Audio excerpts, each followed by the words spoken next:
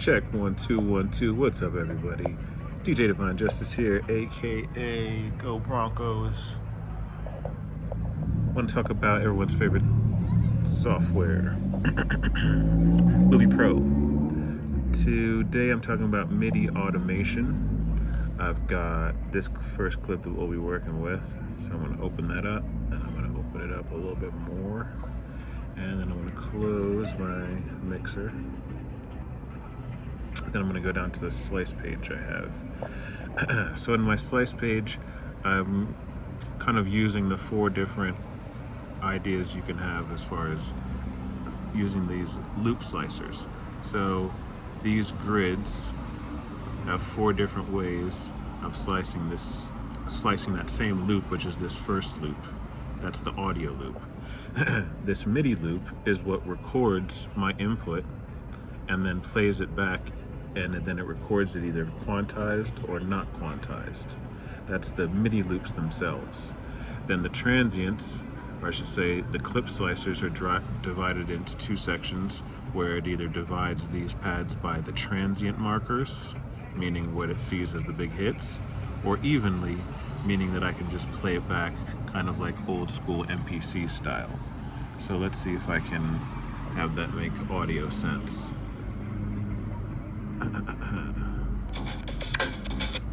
So I can play these evenly. As long as I'm on beat, it'll generally play back that loop.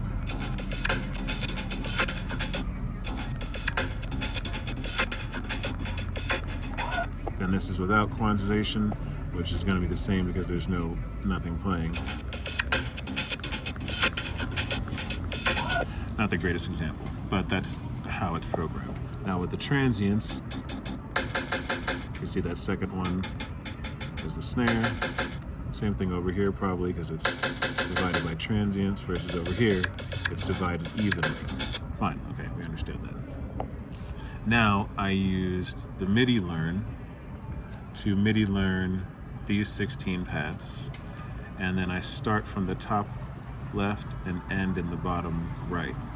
So the point of this is that I want to record a clip that is kind of just evenly going 1, 2, 3, 4, 5, 6, 7, 8. So I did that over here, and it's going to look like this. Now I'm going to close that audio clip. I'm going to swipe up. Now we're going to open up the MIDI clip. Now the MIDI clip is going 1, 2, 3, 4, 5, 6, 7, 8, 9, 10 in that order of pads from left to right. So it goes left, top pad, top left pad. This is the order that it goes, bottom left pad. And the reason why I want this playing in the background is because that MIDI mapping is only half of the process when it comes to MIDI automation.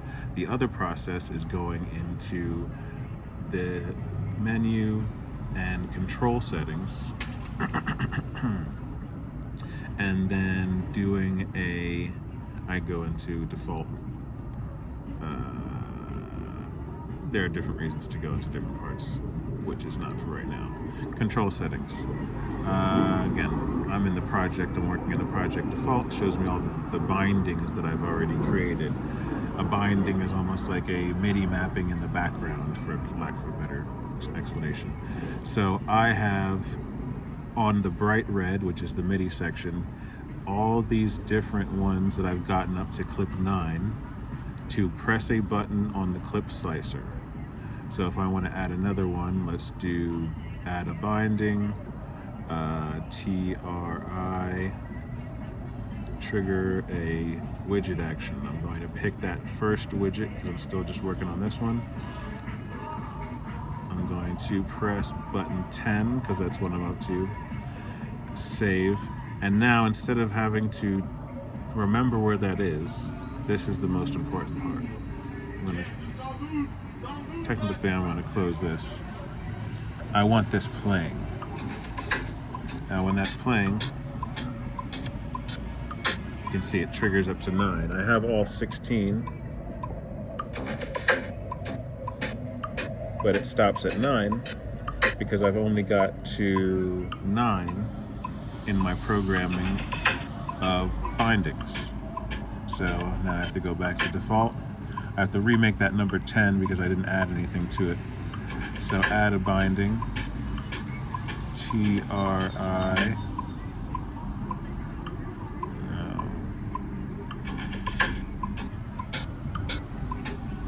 trigger a widget, select the right widget, button number 10, save, and now it's picking up on 1, 3, 4. Don't want any of these. As soon as I get that one that's the new one, that's the one I want. So I'll do it again. So by default it's going to be on learn, and because that MIDI clip is playing and sequencing through in the order that I want, then this is picking up on those. This is letting me know that that exclamation mark that goes away, that exclamation mark lets you know, hey, this trigger is already widgeted. This MIDI is already assigned to a different trigger, so you can't use it. So it's good. It's letting you know that as soon as that goes away, that's the next free MIDI that needs to be mapped to in order for this to work. So I'll let this go through. Don't knock that. No. And you start to, figure out what the next one is. But instead of me having to go through and possibly change the channel, change this, it's already coming through ready for you to use. Then I always go back and close it and make sure that it's the next one. So it's A sharp, A0, that looks good. It's 9 and 10, that looks good. And go back and check.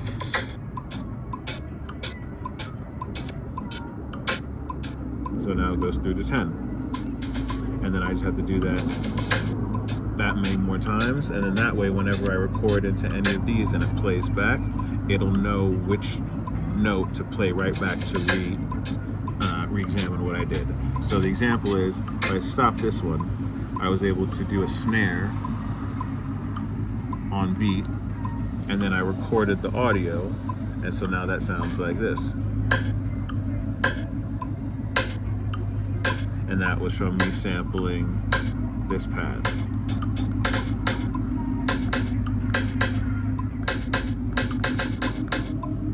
And so there's all different ways that you can play it. Like I said, record it into a clip that has quantization MIDI or does not, or play it 4 different ways where you're quantizing it by the transient or not, or quantizing it evenly by the loop or not. And then it's all MIDI mappable, all recordable, and then all being able to be played back through automation. And you can even go in and program them. I mean, I can go in and say that I want it to be, all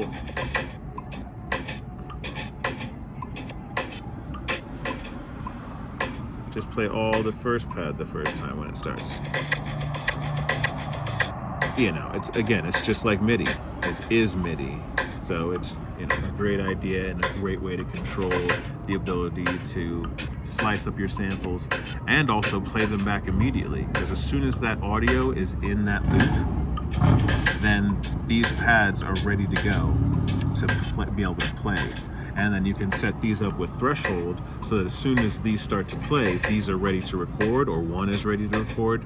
And then you're always, if you're live looping, you really want to be getting things going as soon as possible. Also, side tip, I like to do a MIDI learn and hit that. And if I got a little keyboard, make my space bar. It just saves my brain all the time just to be able to stop and start. A little side ADD tip.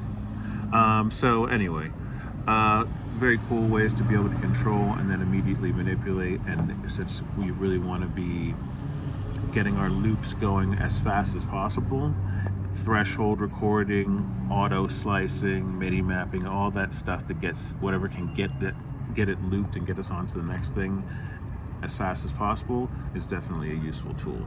So thanks for riding with me on this one. I know it was a long one, but I'll try to make either a short one or maybe a teaser or something. So Divine Justice, aka got loops on loops on loops, signing off. Peace.